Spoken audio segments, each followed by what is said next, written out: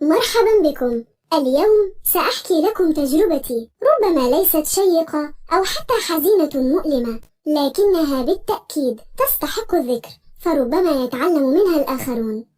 أنا أدعى ميرا، فتاة جميلة نشأت في عائلة متوسطة الحال، وكان لي صديق في المدرسة يدعى أمجد، يدافع عني دائما إذا ما ضايقني أحد، وكنا نذاكر سويا، فهو كان يساعدني في كل شيء، وكنا نذاكر بجد لأننا قررنا دخول كلية الهندسة سويا حتى نستطيع أن نعمل معا في المستقبل.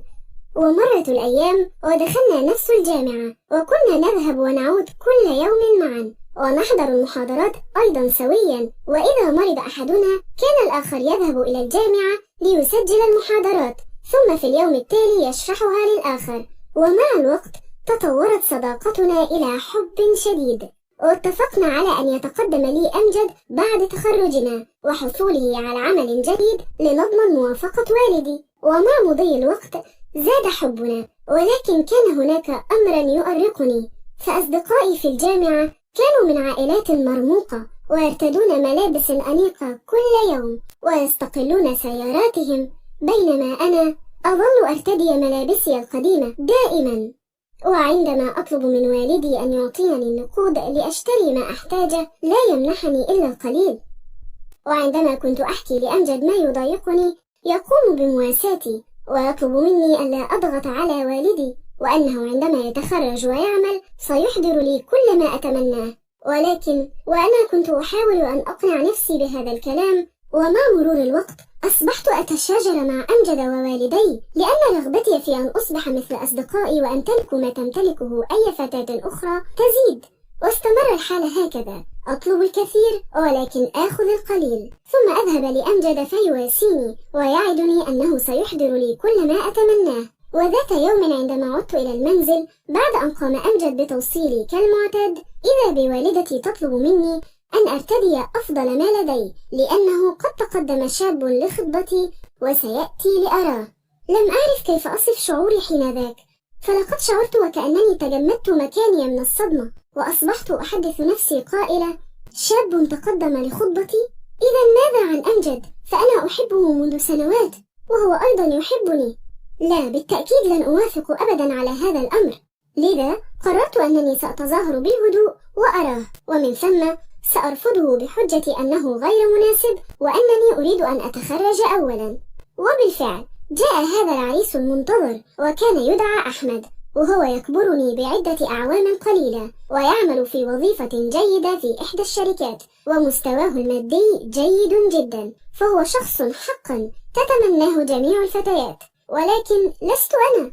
تحدثنا عن عدة أمور وشعرت أنه أعجب بي، وبعدها عندما سألني والداي عن رأيي قمت برفضه متحججة بدراستي، ولكنهم طلبوا مني أن أفكر ماليا في الأمر لأنهم موافقون عليه، فهو مستواه المادي جيد جدا وسيوفر لي كل ما أحتاجه.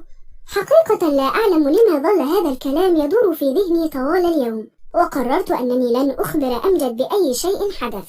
وفي الأيام التالية كان أحمد يزورنا بشكل مستمر ويحضر لي الهدايا معه، وكانت تعجبني كثيرا، خاصة بأن أمجد لم يستطع بسبب ظروفه المادية أن يحضر لي أي من هذه الهدايا الثمينة أبدا. وظل الوضع هكذا حتى بدأت أتشاجر مع أمجد بلا سبب ولا أعرف لماذا، ولكنني كنت أشعر أنه لن يكون بمقدوره أبدا تحقيق ما أتمناه، فحتى لو تخرج وحصل على عمل لن يتغير وضعه المادي كثيرا، على عكس أحمد الذي يمتلك شقة خاصة به ومستواه المادي جيد جدا. ولذا اتخذت القرار بأن أقبل أحمد وأقطع علاقتي بأمجد، لأن عاجلا أم آجلا سينهى حبنا بسبب الفقر.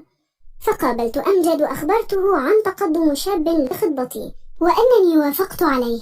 حينها نظر لي وظل يضحك وكأنني أمزح معه أو أخبره بقصة خرافية، ولكن عندما تيقن من صدق حديثي وعدم رغبتي في إكمال علاقتنا فقام بمعاتبتي قائلا أنه كيف لي أن أنسى حبا دام السنين لأجل شخص فقط سيوفر لي مستوى مادي أفضل، ولكنني أخبرته أن هذا قراري ولا شأن له به، فقال لي أنه دائما ما أحبني، ولكنه سيتخلى عن هذا الحب كما تخليت أنا عنه، وأنه سيجعلني أندم يوما ما، ومن ثم رحل. ولأول مرة أشعر بأنني ارتكبت خطأ بالتخلي عن أمجد، فلقد شعرت في صوته بألم شديد، ولكنني لم أستطع أن أغير قراري رغم ذلك. وبالفعل أخبرت والدي بموافقتي على أحمد، ومرت الأيام وتزوجت، وانقطعت أخبار أمجد ولم أعرف عنه أي شيء. وبعد مرور عامين، وفي يوم من الأيام، ذهبت إلى زوجي في الشركة التي يعمل بها لأخبره بأمر ما، ولكنني وجدته في اجتماع مع مدير الشركة، لذا قررت انتظاره. وعندما انتهى الاجتماع وجدت زوجي يتحدث مع رجل ما، وكان يعطيه ملفات هامة، وقد استنتجت بأنه مدير الشركة من ملابسه الأنيقة، ومما بدا أيضا أنه غني جدا، ولكنني لم أستطع رؤيته لأن ظهره كان باتجاهي. فناديت على أحمد، وعندها استدار لي هو ومدير الشركة، فشعرت بالصدمة الشديدة. يا إلهي، إنه أمجد! متى وكيف حدث هذا؟ سؤال ظل يتردد في ذهني حتى أتى زوجي وقدمني إلى أمجد على أنني زوجته، وقدم أمجد لي وكان بالفعل مدير الشركة، ولقد ألقى أمجد علي السلام كما لو كان لا يعرفه. ولأول مرة منذ عامين أقف أمام أمجد وجها لوجه، ولم أعرف ماذا يجب أن أقول، فقط ظللت أتطلع في عينيه، عسى أن أرى نظرة الحب الذي كان يغمرني بها في الماضي، التي كانت تحمل نظرة الانتصار والفرح. لرؤيتها صدمتي، ولكنها كانت باردة وخالية من أي مشاعر كان يكنها لي من قبل. وفجأة تحدث أمجد وسألني عن حالي، فأخبرته أنني بخير. وعندما سألته كيف ومتى صار مديرا للشركة التي يعمل بها زوجي، ابتسم وقال لي: هل ظننت أنني لن أحقق النجاح ولن أصل للمستوى المادي الذي من أجله تركتيني وتزوجت غيري؟ ما رأيك الآن بي يا مدام؟ فأنا أمتلك هذه الشركة والعديد من الشركات الأخرى، وكيف أو متى حدث هذا؟